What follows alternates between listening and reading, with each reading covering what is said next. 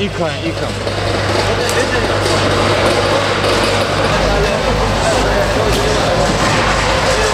Ucuz mal.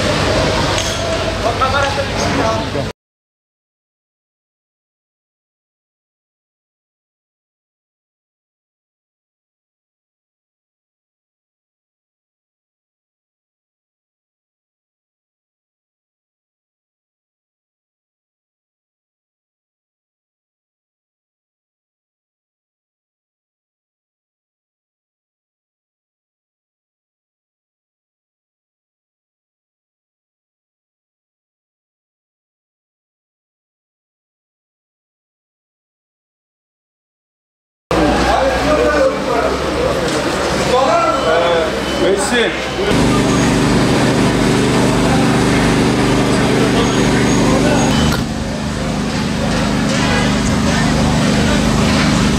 Şu anda yılın son ayındayız. Sebze meyveli durumu da gayet iyidir.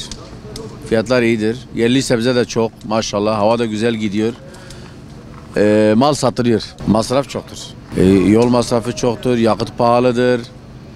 Ondan sonra yani işçilik pahalıdır. Yani sebze dışarıdan buraya geldiği için sebze meyve özellikle narenciye, elma bunlar dışarıdan geldiği için buraya artı oluyor. Yani iyi elma 30 liradır halde. İyi elma.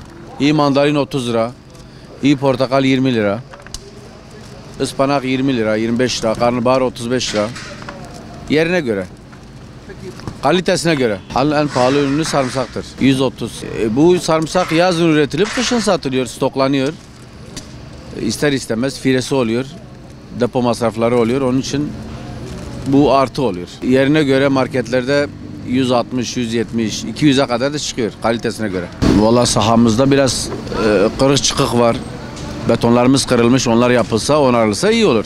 Yani güvenlik biraz eksiktir. O kadar. Hareketlilik pek yok.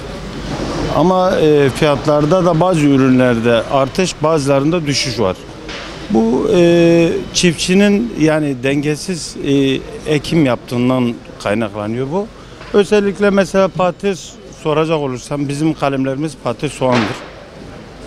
Şimdi patates dışarı gitmiyor, ürün çok. Fiyatlar şu an dip fiyatlar. Hani masraflar çok.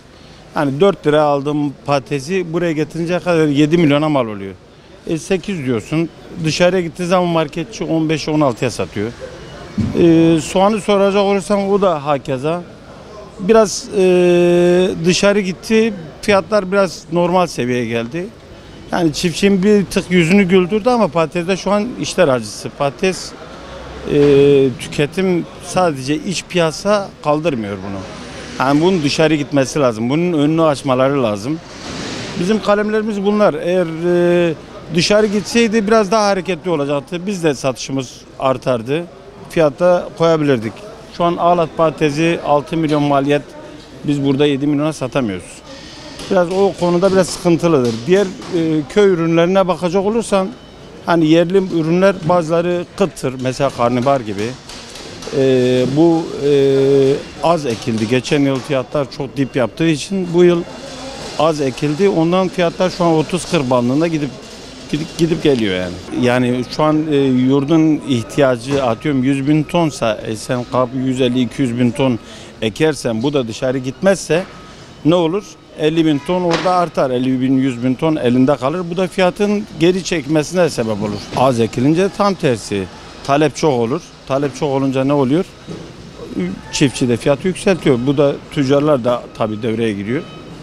Bu iş böyle. Esnafın şikayeti şu an çok fazla bir hareketlilik yok. Yani piyasa biraz durgun. Bu şekil yani. Talebimiz bu ürün ekim dengesizliğinin önüne geçilmesidir. Mesela yıllık ülkenin ihtiyacı 100 bin tonsa 100 bin ya da 120 bin ton ekilsin. Bunu devlet sahaya inip çiftçiyle bizzat konuşup bunun ne kadar ekileceğini, soğan hakeza, bu diğer ürünler de öyle. Mesela atıyorum lahanasıdır, kara lahanasıdır, diğer sebzelerdir. Bunları takip etmeleri lazım. Hani takip etmediğin zaman dengesiz olur. Bir yıl bakıyorsun çok ekim olur. Çok ekim olduğu zaman fiyat düşer. Diğer yıl ekim olmaz, fiyat tavan yapar.